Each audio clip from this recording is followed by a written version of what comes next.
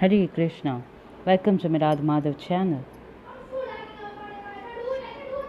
I'm very glad to be coming back with a beautiful Krishna Katha.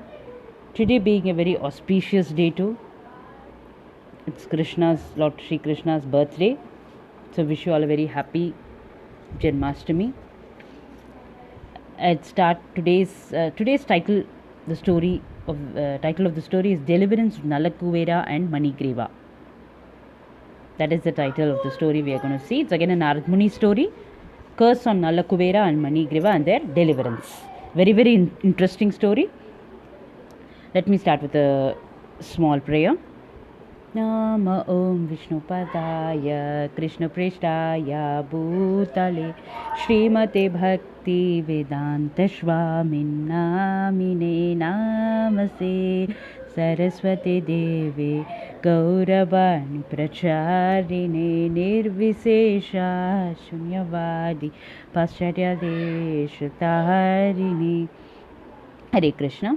Before getting into this Arjuna tree story, let's see, like Lord Krishna was born, today, right? So let's see a small intro about his birth. Lord Krishna was the son of Vasudeva and Devaki. But when his maternal uncle Kamsa, the wicked king of Mathura, he tried to kill him, he was smuggled across the Yamuna river to Gokula and raised by Nanda Maharaj and Yashodamma. Krishna is believed to be the 8th avatar of Lord Vishnu. He was born on the dark fortnight, we all know, Krishna Paksha, of the month of Bhadrapad. The day is also celebrated by different names. They go Gokulashtami, some celebrate it as Krishnashtami, Ashtami, Rohini, Sri Jayanti, Sri Krishna Jayanti, and so on and so forth. Okay, let's get into the story. Let me start with a small introduction. Do you know how the curse of a pure devotee of Lord Krishna on Nalakuvera and Manigriva, the sons of Kubera, they turned auspicious? Who doesn't like stories? We all do. Some are entertaining stories, some are inspiring stories, some are touching stories, some are enlightening. Here is one such story from the Bhagavatam Puran which contains all these aspects. The story of two trees, the story of the journey from the bondage to the freedom. This is a story of hope, a story of transformation. Even though it happened 5,000 years back, the lessons from it are still relevant and fresh. It gives us hope and bliss. Let us go read the story. The story of the cursing of Nalakuvera and Manigriva and their deliverance by Krishna under the all blissful desire of the great sage Narada is described in detail in here. The two great demigods, Nalakuvera and Manigriva, were the sons of the treasurer of demigods Kubera, who was the great devotee of Lord Shiva. By the grace of Lord Shiva, Kubera's material opulences had no limit. As a rich man's sons often become addicted to wine and women, so these two sons of Kubera were also addicted to wine and women. Once, these two demigods, desiring to enjoy, entered the garden of Lord Shiva in the province of Kailash on the mountain of Mandakini Ganges. There they drank much and engaged in hearing the sweet singing of beautiful women who accompanied them in the garden of fragrant flowers. In an intoxicated condition, they both entered the water of the Ganges, which was full with lotus flowers.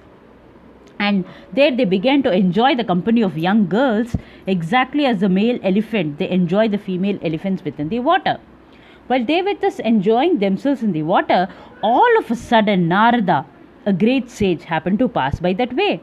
He could understand that the demigods Nalakuvera and Manigriva were too intoxicated and could not even see that he was passing.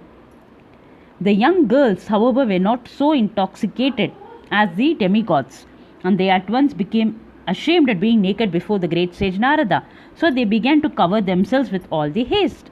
The two demigod sons of Kubera were so intoxicated that they could not appreciate even the presence of sage Narada, and therefore they did not cover the bodies. They are all sitting in the pool, in the water, and those girls are covering their bodies. There is also a beautiful picture of that. Sage Narada is standing there with us and watching, and those girls are covering their bodies, and the two too much into intoxication. And they could not appreciate, and therefore they did not cover their bodies. On seeing the two demigods so degraded by intoxication, Narada Muni desired their welfare, and therefore he exhibited his costless mercy upon them by cursing them. He had no other go. He thought only way is to do this. Because the great sage was compassionate upon them, he wanted to finish their false enjoyment of intoxication and association with young girls, and wanted them to see Lord Krishna eye to eye. He conceived of cursing them as follows. He said that the attraction for material enjoyment is due to the increase of mode of passion. A person in the material world, when favored by the material opulence of riches, generally becomes addicted to three things: intoxication, sex, and gambling. Materially opulent men, being puffed up with the accumulation of wealth, also become so merciless that they indulge in killing animals by opening slaughterhouses also.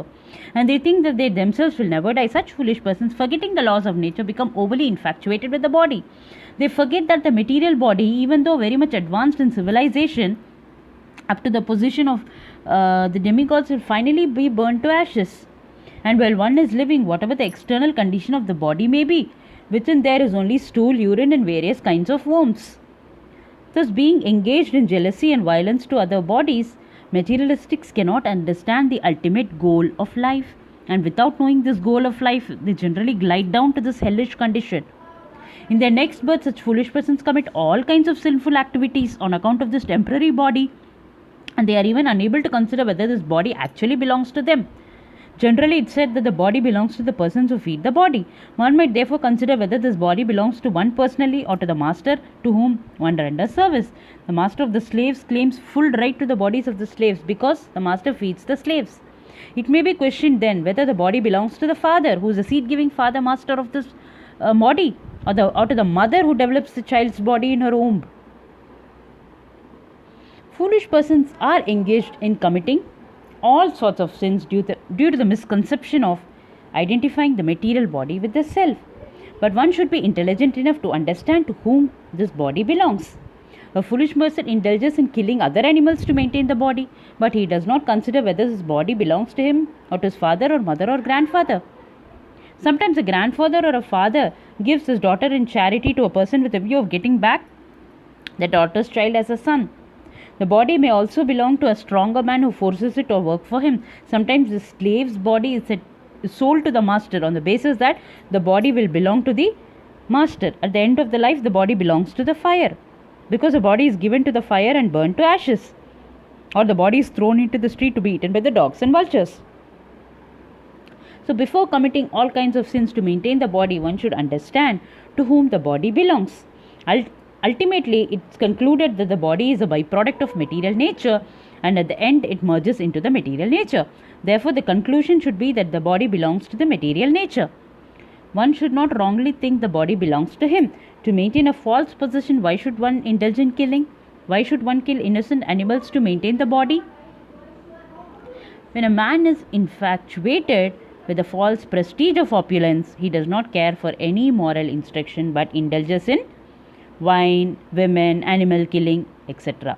In such circumstances, a poverty-stricken man is often better situated, because a poor man thinks of himself in relation to other bodies. A poor man often does not wish to inflict injuries to other bodies, because he can understand more readily that when he himself is injured, he feels the pain. As such, a great sage Narada considered that because the demigods Nalakuvera and Manigriva were so infatuated by false prestige in this story, that they should be put into a condition of life devoid of opulence. That's what Narada Muni was thinking.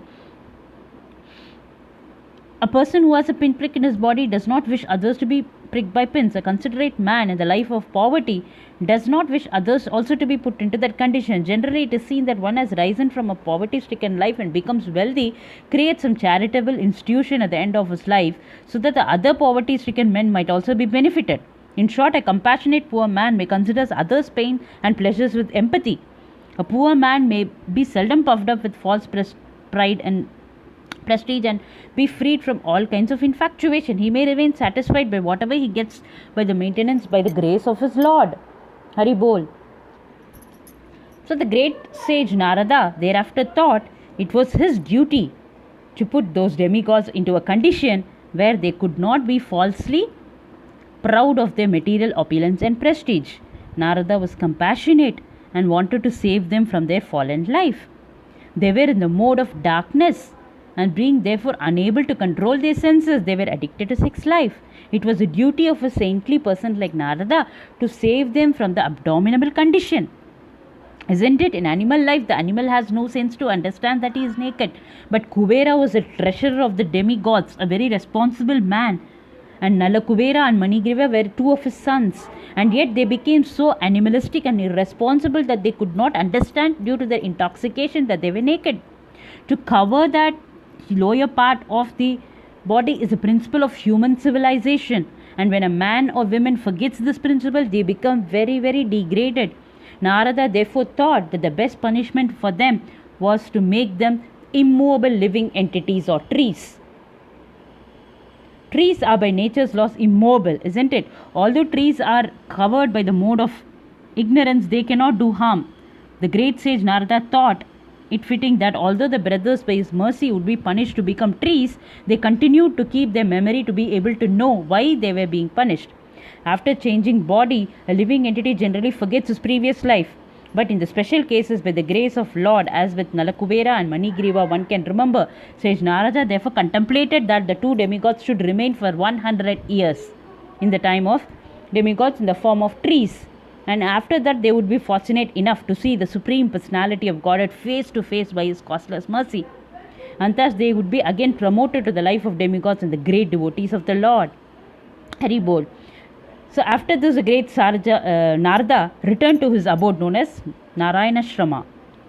And the two demigods turned into trees, and they were called as twin Arjuna trees. The two demigods were favored by the costless mercy of Narada and given a chance to grow in Nanda Maharaj's courtyard and see Lord Krishna face to face. What a boon! Although the child Krishna was bound up to the wooden mortar, he began to proceed toward the growing trees in order to fulfill the prophecy of his great devotee Narada. Lord Krishna knew that Narada was his great devotee, and the trees standing them before him are twin Arjuna trees, and they were actually the sons of Kubera. Krishna knew that I must fulfill the words of my great devotee Narada, he thought. Then he began to proceed through the passage between the two trees. Although he was able to pass through the passage, the large wooden mortar struck horizontally between the trees. Taking advantage of this, Lord Krishna began to pull the rope which was tied to the mortar. As soon as he pulled with great strength, and the two trees with all the branches and limbs fell down immediately with a great sound. Thud. Out of the broken fallen trees came two great personalities. The personalities what we are reading in the story, shining like blazing fire. Yes, sons of Kubera. They came out from the trees. Nalakuvera and Manigriva. You can see in the image. And Lord Krishna bowed to them and offered their respects and prayers. The two purified bodies, they immediately came before Lord Sri Krishna. And what did they tell coming before Krishna? Bowed down to offer their respects. Dear Lord Sri Krishna, you are the original personality of Godhead, they said. Master of all the mystic powers, learned Brahmanas know very well this cosmic manifestation is an expansion of your potencies which are sometimes manifest and sometimes unmanifest. You are the original provider of life, body and senses of all the living entities. You are the eternal God, Lord Vishnu, who is all pervading, the principal controller of everything. You are the original source of the cosmic manifestation which is acting under the spell of the three modes of material nature, goodness, passion and ignorance. You are living as a super soul in all the multiforms of living entities. You know very well what is going on within their minds and bodies. Therefore, you are the supreme director of all the activities of the living entities. But although you are in the midst of everything which is under the spell of the material modes of nature, you are not affected by such contaminated qualities. No one under the jurisdiction of the material modes can understand your transcendental qualities which existed before the creation. Therefore, you are called the Supreme Brahman, who is always glorified by his personal internal potencies. In the material world, you can only be known by your different incarnations. Although you assume different types of body, these bodies are not part of your material creation. They are always full of transcendental potencies of unlimited opulence, strength, beauty, fame, wisdom and renunciation. The material existence, there is the difference between the body and the owner of the body, but because you appear in your original spiritual body, there is no such difference to you. When you appear, your uncommon activities indicate that you are the Supreme Personality of God. Godhead. Such uncommon activities are not possible for anyone in this material world, in this material existence. You are that Supreme Personality of Godhead, now appearing to cause the birth and death as well as the liberation of all the living entities. You are full with all your planetary expansions. You can bestow on, on everyone all kinds of benedictions. O Lord, O Krishna, your source of all fortune and goodness, we offer you respectful obeisances to you. Your all-pervading Supreme Personality of Godhead, the source of peace and Supreme Person in the dynasty of the King Yadu. O Lord, as Father Grace, only we have been able to see you personally. We therefore pray that you may always be engaged in your transcendental loving service by speaking only about your glories and hearing about your transcendental activities. We always be engaged, they are saying. May our hands and other limbs be engaged in your service, and our minds always be concentrated at your lotus feet, our heads always bowed down before the all-pervading universal form of the Lord Sheep. This was a beautiful prayer the two sons of Kuvera offered to Lord Sri Krishna. And when the demigods Nalakuvera and Manigriva finished their prayers, the child Lord Krishna, the master and proprietor of Gokula, bound to the wooden grinding mortar by the ropes of Yashodama, began to smile and said, It was already known to me that my great devotee sage Narada had shown his costless mercy by saving you from the abominable condition of pride due to possessing extraordinary beauty and opulence in the family of the demigods. He has saved you from gliding down into the lowest condition of the hellish life. All these facts are known to me already. You are very fortunate because you were not only cursed by him, but you had the great opportunity to see him. If someone is able by chance to see such a great saintly person like Narada face to face, who is always serene and merciful to everyone, then immediately that conditioned souls become liberated. Lord Krishna says, Hari Bol. This is exactly like being situated in the full light of the sun. There cannot be any visionary impediment. Therefore, O Nalakuvera and Manigriva, your lives have now become successful because you have developed ecstatic love for me. This is your last birth within the material existence. Now you can go back to your father's residence in the heavenly planet, and by remaining in the attitude of devotional service, you will be liberated this very life. After this, the demigods circumambulated the Lord many times. They came around the Lord many times and bowed before him again and again, and thus they left. The Lord remained bound up to the ropes to the grinding mortar. That's it, my dear friends and devotees. Hope you enjoyed the story very much as I did. I will just finish today's story with a small conclusion. Just to summarize and conclude the story of the deliverance of the two Arjuna trees is a story of journey from tree to tree, from curse to blessing, from bondage to liberation. It's a story of a journey from a painful life to a blissful life, blissful one through being resentful, grateful, hopeful and prayerful. If we follow in the footsteps of these two personalities, we too can be freed from our bondage and achieve the supreme bliss, eternal bliss. And probably your story of transformation, my dear friends and devotees, will be an inspiration for the future generations. Who knows? With a magical blue boy in your life, anything and everything is possible. With this, I take my leave for today. Hare Krishna, Krishna Krishna, Hare Hare, Hare Ram, Ram Ram, Hare Hare. Thank you. Hare Krishna. Vancha kalpatarubhyascha kripa sindhubhayevacha patitanam pavanebhyo vaishnavebhyo namo namaha. Srila Prabhupada ki jai. Catch you all with another beautiful video. Until then, Hare Krishna.